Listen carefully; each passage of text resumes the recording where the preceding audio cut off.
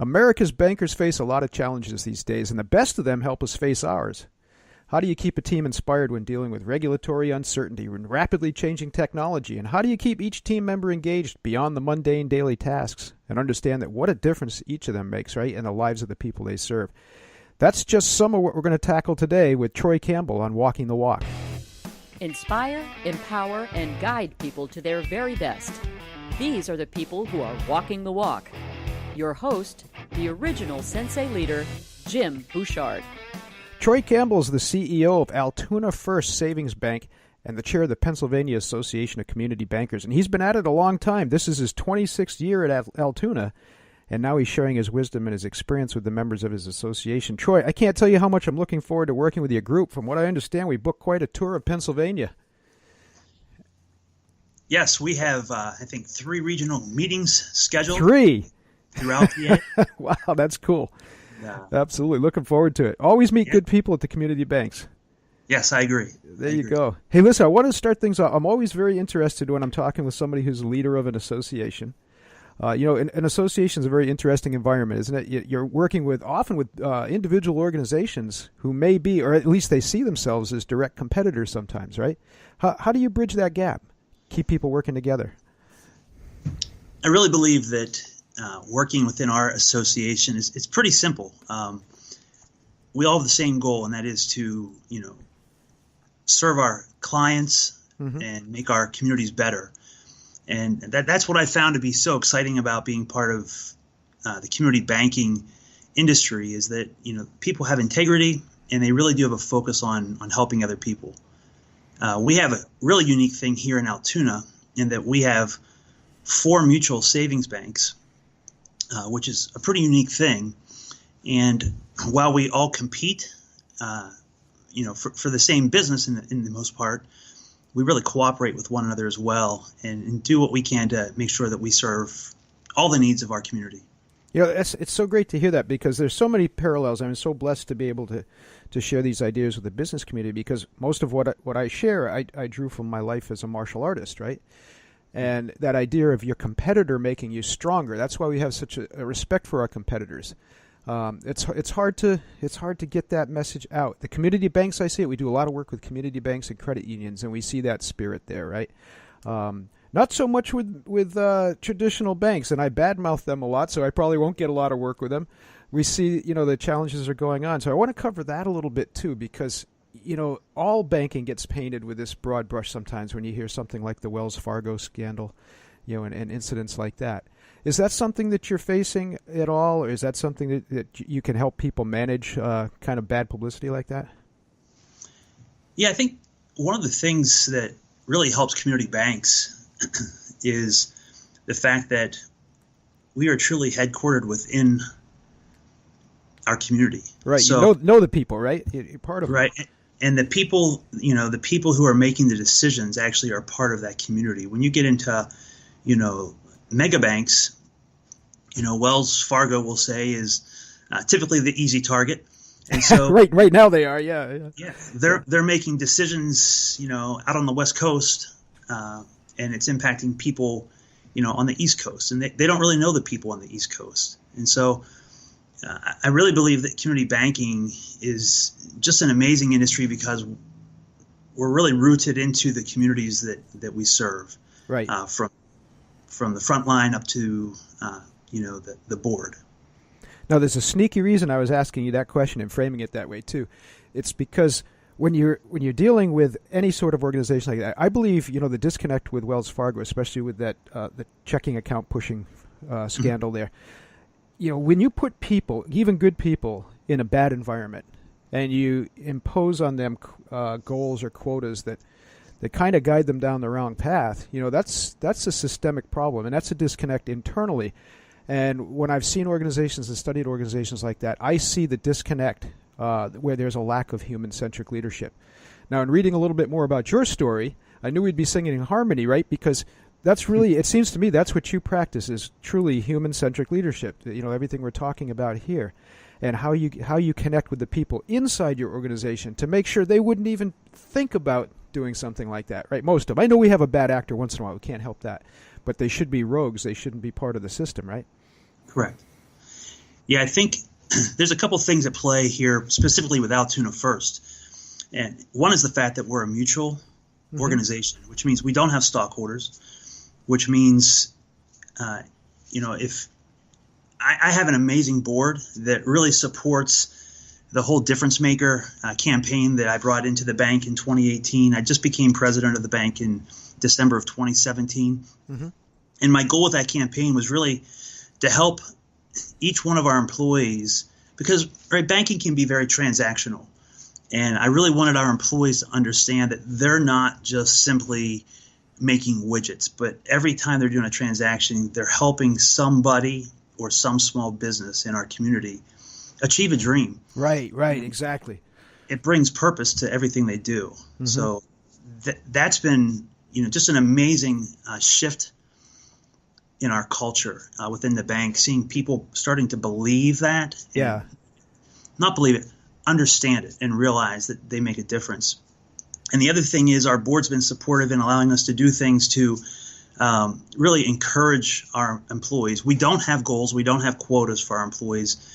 I believe that if we allow them to see the difference they can make, that if we have the right people, they're going to achieve without having the bank sit down and give them hard goals. The other thing is, because we're a mutual, we don't have stockholders that are coming in and saying, hey, I only got 20 cents and I could have gotten 25 cents if you didn't do this. And so we really try to invest back into our employees, encourage our employees, help them understand what their goals are and their personal goals are, and kind of stand beside them in that. And then we think that will allow them to better serve our customers and ultimately bring prosperity to our community. I'm glad to hear you say that. And I don't know if Alex prepped you guys with this, but I don't like working for bad companies. I only like working with good organizations because I can bring a lot more value when we're singing in harmony, right? And so what you were talking about leads exactly to some of the stock questions that we'll cover in the workshops, down in Pennsylvania. I'll ask people, and these sound like stupid questions, and sometimes the stupidest sounding questions are the deepest, they're the most profound, because they cause us to look inside ourselves, right? And one that I always ask people in banking is, I ask everybody, but what do you do? Right? And the typical answer that you get back, very quickly often is, oh, well, we help people open checking accounts. We process loans, depending who you're talking to.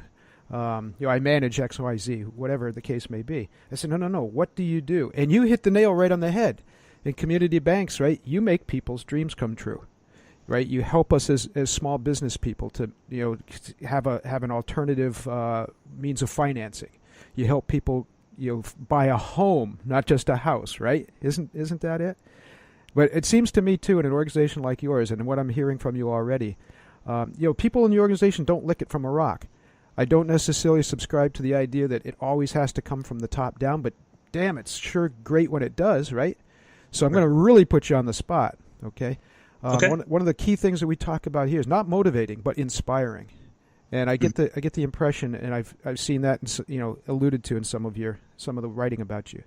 How do you inspire this idea that people are really connected with the community, really doing something a heck of a lot bigger than just whatever their daily task sheet is telling them? I know it's a tough one, isn't it? There's a lot of ways I could go with that. Good. Just because I passionately believe that. And I want that to be my leadership style. I'm very driven by my faith.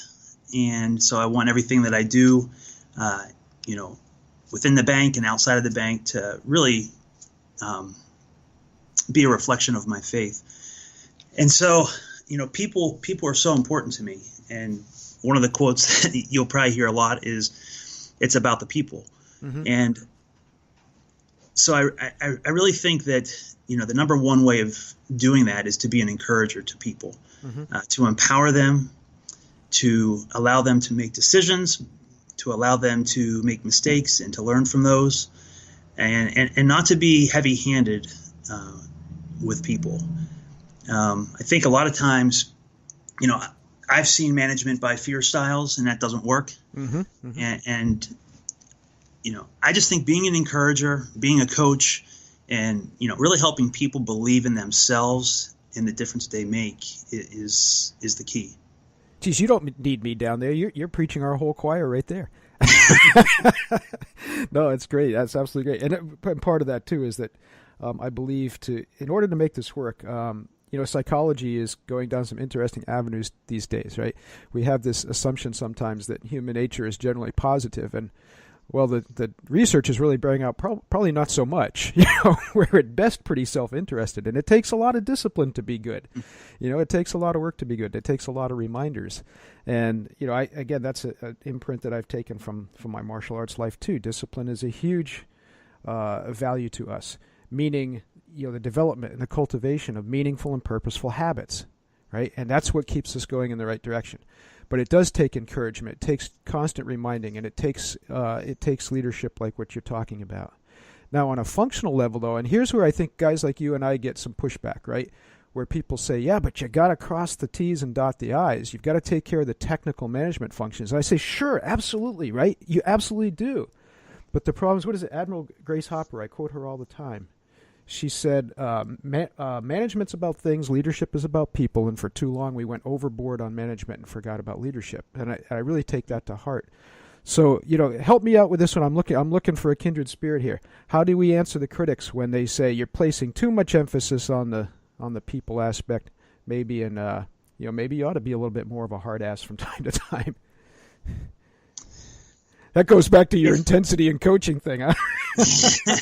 maybe I opened a can of worms. I don't know. I think that was typically with my kids, not not others. We're always harder on the people closest to us. That's for sure. Oh my goodness, yeah, my poor kids. They've turned out fine. I imagine they did. Yeah. Yeah, I think that, especially in banking, right? I mean, we're under such heavy. Regulatory. It can be a cold world, right? It's perceived that way anyway. Right. Yeah. It's so heavily regulated, and so there is a matter of crossing the T's and dotting the I's. But I think that if the culture's built on crossing the T's and dotting the I's, again, it's going to come back to people are going to be robots and be working out of fear, and probably not even understanding what it is that they're doing. But I believe that if you focus on the person and are able to, I have great people in place, so they're able to, help their team understand things. And as the person understands why they're doing what they're doing, and why this T needs to be crossed and why this I needs to be dotted, I think they'll do those things because they understand them, and not because they're afraid of making a mistake. That makes a lot of sense. And, it's interesting because one of the greatest challenges we see in leadership study today is folks, their inability to deal with uncertainty, right? And challenges like that. And that's something we're constantly facing. And the only way to do that, the only way to develop courage, the only way to develop true confidence is by facing these challenges, right? By being exposed to areas where there's risk and there's danger for failure, making mistakes, if you want to call it that. Right. And yet too many leaders are hesitant. Now, certainly you have to manage that, and for a number of reasons, not just to protect the organization as a whole, right? But again, I could say this line, a million times a day. We learned a lot in martial arts about the fact that if you bring somebody along too quickly, right, and you expose them to the inevitability of failure rather than the possibility of failure, you can really damage them, right? If you put them in a no-win situation, that can damage them. So you have to manage the risk. How do you personally, read somebody and determine, how much risk should I give this person? What's your process for determining what they're ready for? One, we do use some assessments to understand the person's personality and things such as that whenever we're looking at promoting people into new positions. But those aren't enough, aren't they? Because that's one of the few, and it sounds like we're going to have a good time when we're together and we can argue and debate. I love that, as long as we do it respectfully, right? Sure. Boy, do I hate most of those assessments, but I know you go beyond that. So let's take that as the baseline. And what do you do above and beyond the assessments? Well, Jim, if we're face to face and we argue, I'll be respectful because you're a black belt. Oh, I'm a man of peace these days. I'm retired. Yeah. Yeah.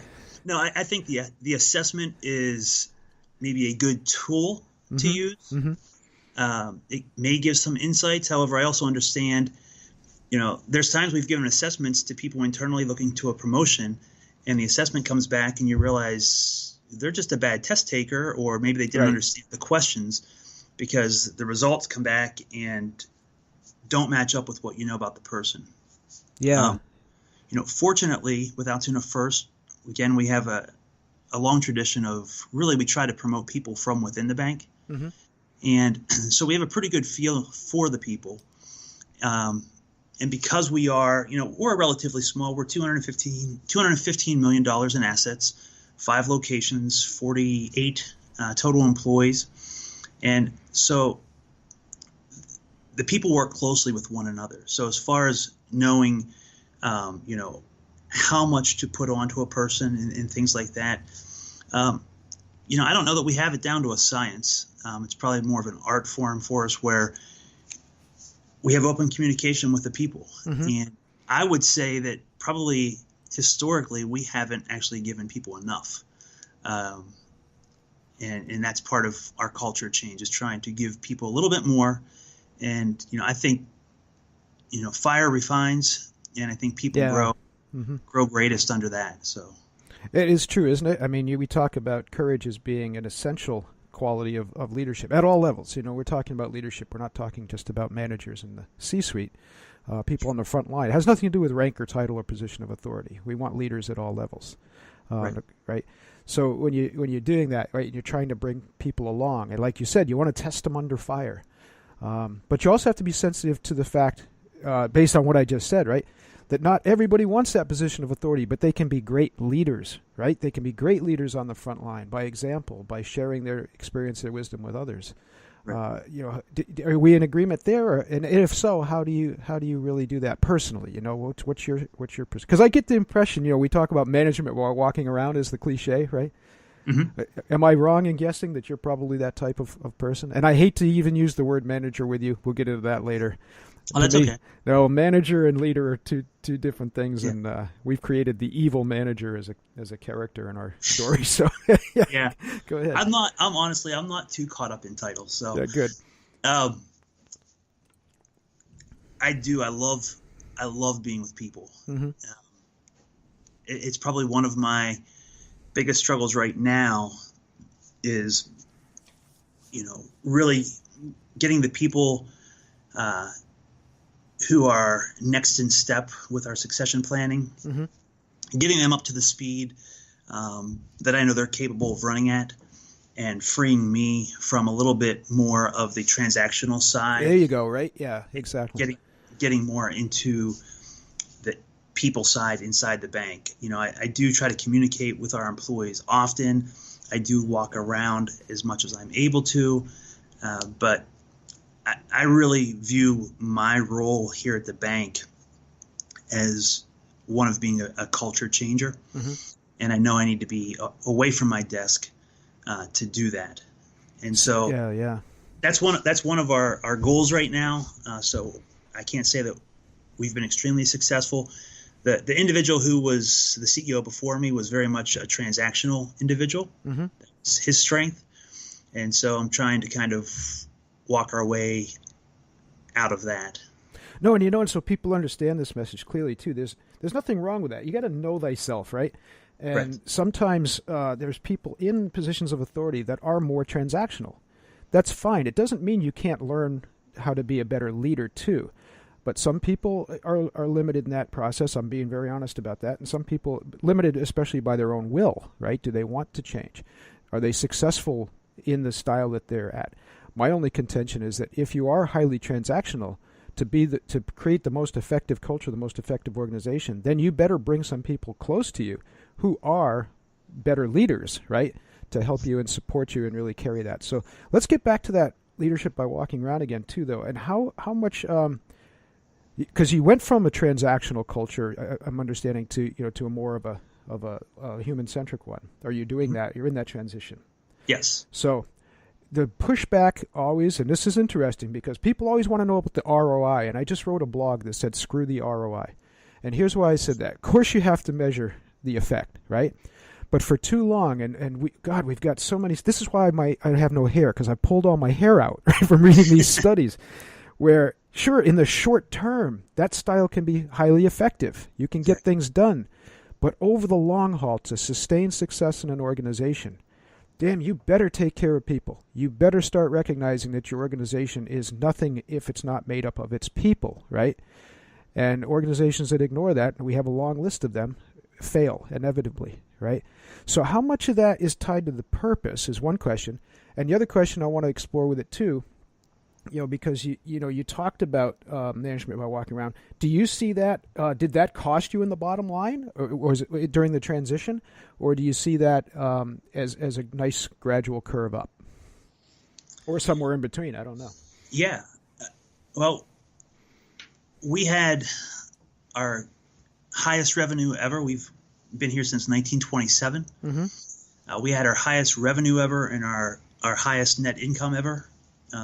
As a bank last year. Some of that's related to just the interest rates and things like that. But, I'm very much a proponent of, surrounding myself with excellent people and, putting people into their place of core competency. Mm-hmm. I'm a big follower of Andy Stanley. Mm-hmm. And he had a series on authority versus core competency. Right. It really impacted me in a huge way. I do tend to have a long-term view of things. And so, my view is that my purpose here at the bank is to strengthen this bank and to grow this bank and to position this bank for success going forward, not just for today. Mm-hmm. And so if I were going to, say, retire in 10 years, then my goal, the decisions I'm making today, I'm trying to figure out what are the best decisions I can make today so that in 10 years, one, I hand off a bank to the next leader that is, on an upward trajectory. And then two, what do I do today to prepare the leaders behind me to take that and keep running with it? Oh, let's hit that one. Let's hit that one, because that's one I get almost every workshop, especially working in C-suite, and I start talking about that. And one of the strategies that we talk about is train your replacement, right? Train somebody. The sensei is not measured by helping someone equal your skills and abilities, but by surpassing them, is one of the old adages from martial arts, right? Or little fortune cookies that I like. Okay, so you're talking about training. You really are talking about training someone who's going to take your job, right? Yes. How do you reconcile that? What help people that struggle with that? I think it's a beautiful concept, but so some people get a little unnerved by that. Yeah, and I guess my personality and my mind can't understand that. Mm-hmm.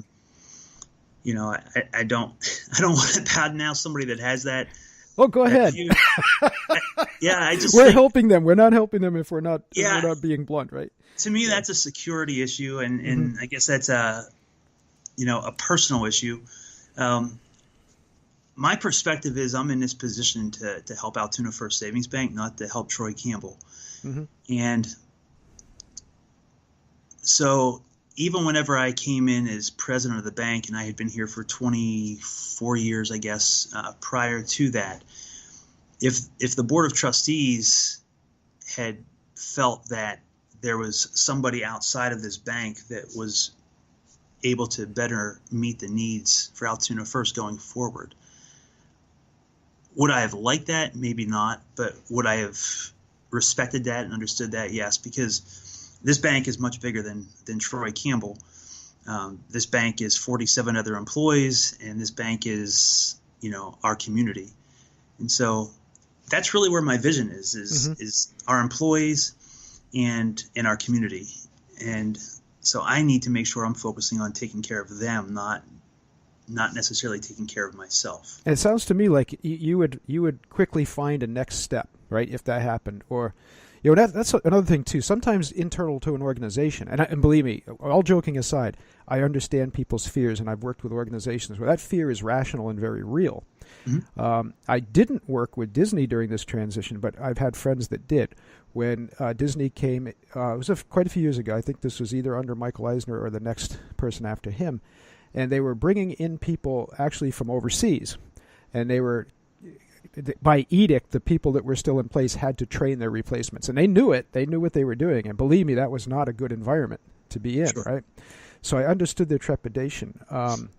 On the other hand, my response to that, and I've been challenged directly, with that particular situation, I say, well, then maybe you're in the wrong organization, because if you're constantly in the process of training people, right, mentoring people, I'd rather say, to take your place, then there's bigger and better things for you to do, right?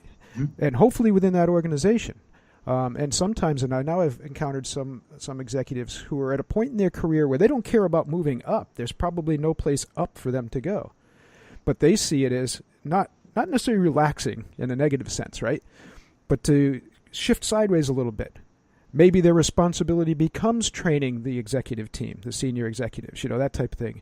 I've seen organizations where someone will step to the side and become really kind of a full-time mentor, right? A Yoda to the next generation coming up. So that's really interesting and exciting. I don't know, are we on the same page with that? Or what would you do if they came to you today and said, Troy, we've got somebody else groomed for this position.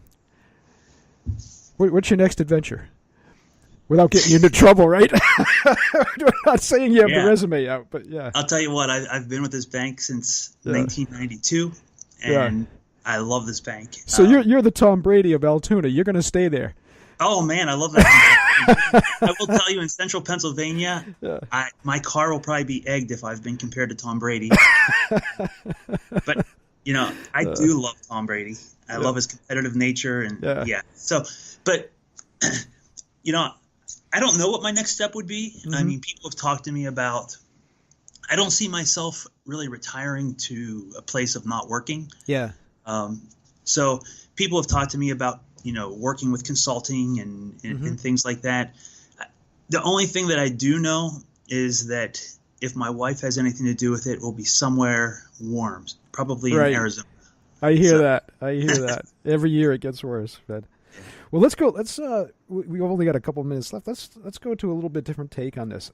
Tell me, because I'm really impressed by your commitment to mentoring and to bring people along. To me, I believe that is the probably most inspirational and effective trait for any leader.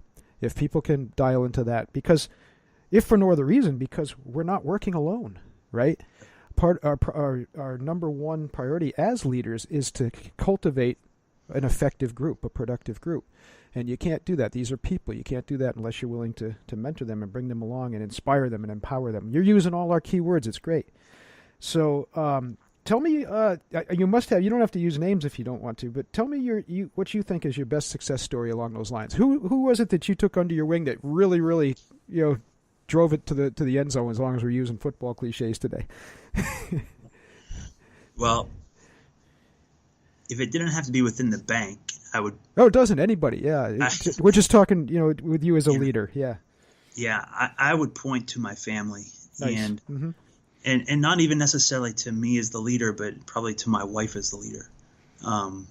With my boys, I mean, they've all grown up to become very, 20.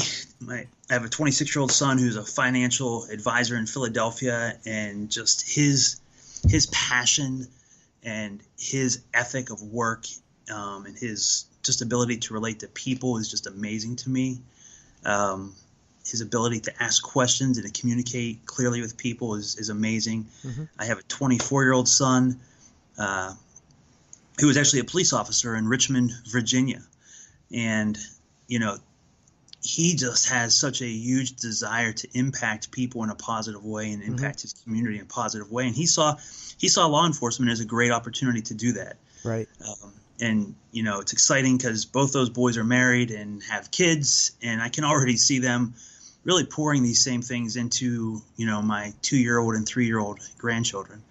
And then, the kid that might be the most amazing as far as being a risk taker is I have a 20-year-old son who is in Memphis, Tennessee, studying commercial music, and great. his band's been on Beale Street, and the cool thing is he walked into Starbucks in Memphis a couple of days ago, and he walks in and his album's playing in Starbucks. Oh man, I feel for him, because that was one of my you can't see because we couldn't get the camera work, but my wall of guitars is right behind me. Okay. Yeah, that's great. And if you ask him, I think if you ask him, why he does music, he likes to make people happy. Mm-hmm. He likes to connect with them, and then I have a 14-year-old daughter who is still at home and a work in progress. But that's been a big success for us, and it's probably the one that I take the greatest pride in. And I know if you're listening, you can't see Troy's face, but I can. I'm looking at the camera, and he's just beaming, talking about his kids. And I got to tell you, if this is worth anything, from 30 years of working with kids, they don't lick it from a rock. And it takes, the best usually come from great two-parent teams. And so, I hope you realize that. I know you credited your wife there, but it takes both of you. So that's impressive. Look, I want to hit one more thing before we wrap it up. And you've hit this from several different angles as we talk today. And I'm sure, because I'm taking notes, I'm sure we'll hit this. I don't know if you're going to go to all 3 sessions down in Pennsylvania. I wouldn't want to subject you to that. It does morph. It takes different shapes depending on what people need, but I wouldn't subject you to hearing my constant dribble for three days in a row. But anyway, I think I'd enjoy that. Okay, good. I hope you participate. I'm gonna draft you into the conversation. But you kept talking about purpose. And you hit it on faith, and we're probably a little bit different in that area. Let's just say I probably have a much more challenging relationship with that world than you do. Mm-hmm. But I tell people all the time, we hit that idea of spirituality being so important. And I say it may be religious for people. It sounds like it is for you. But I also say to people, it may not be. It doesn't necessarily need to be. What I'm talking about when I'm talking about spiritual, and I believe we really need to tie into three sources of energy: material, emotional, and spiritual. We need all three to make something happen. But the spiritual component is often a challenge. And really what I'm talking about is that sense of purpose that you kept alluding to, right? Mm-hmm. That we're part of something bigger than ourselves, that we're doing something that's important to others. So can you tell us a little bit more about it? It's obviously a big deal in your life and in your leadership. So why don't you talk a little bit more about that, and how can you help leaders not just access that, because I think plenty of them do, but it sounds to me like you've got the ability within your family and within your organization to inspire other people to tag into that sense of purpose too. Got any tips for people along those lines? Yeah, my faith is one that believes that everything we do is really about eternal. Mm-hmm. And so,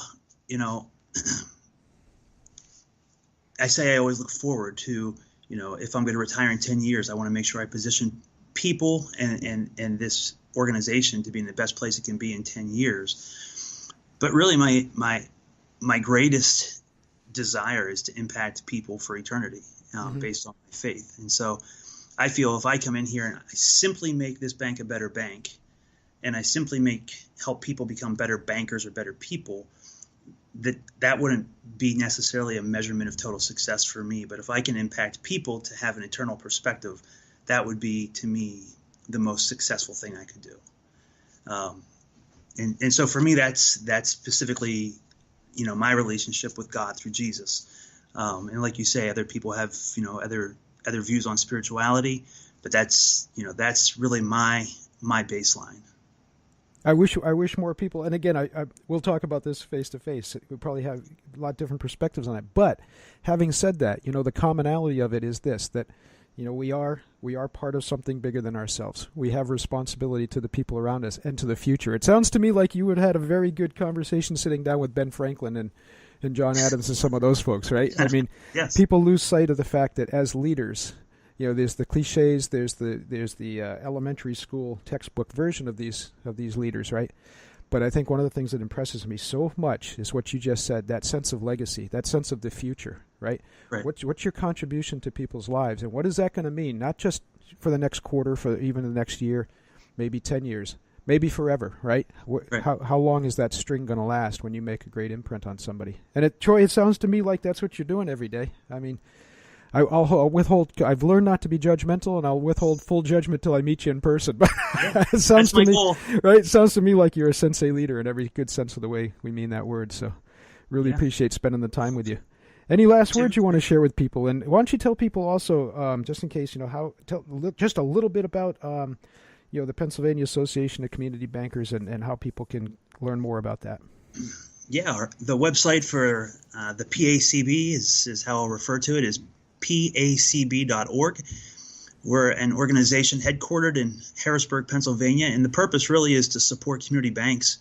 A large way is through advocacy and helping our both state and our federal legislators understand the impact of regulations on community banks' ability to serve communities. We do believe that we're the difference makers within a community. A lot of the larger banks take data, put it into a spreadsheet, and give you a yes or no. And we want to sit down with people and say, tell us your story. And we want to hear a story.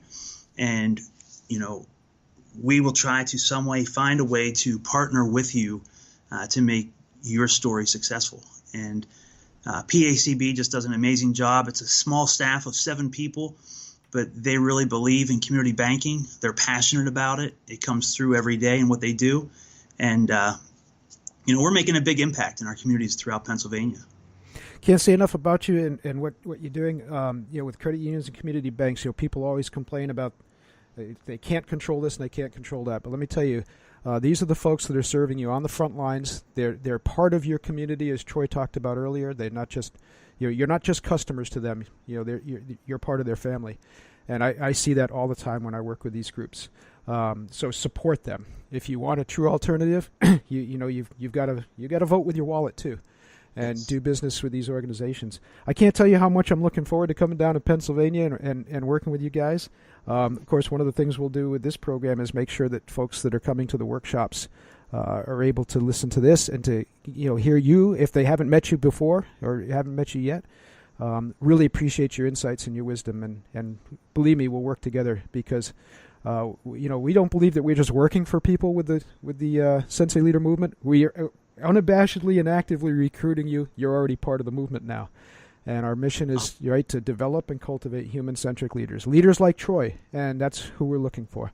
So, Troy, welcome to the movement. I'll say that officially, and I look forward to working with you. I think we've got some great work to do together. Thank you so much for being part of this today. Thanks, Jim. I appreciate it. All right, you hang on right after the call. We'll say our goodbyes right now. I'll say goodbyes to the people that are listening, and we'll be back with you another episode of Walking the Walk. We got 3 or 4 really big ones lined up, so don't miss out. Stay subscribed, and of course, when you come to thesenseileader.com and subscribe, you'll get a free copy of the Sensei Leader ebook. Okay, talk to you soon. Keynotes, workshops, retreats, webinars, and ongoing training. Each program customized to your unique needs, interests, goals, and budget. Inspire, empower, and guide people to their very best. Learn more about Jim Bouchard and the Sensei Leader at thesenseileader.com.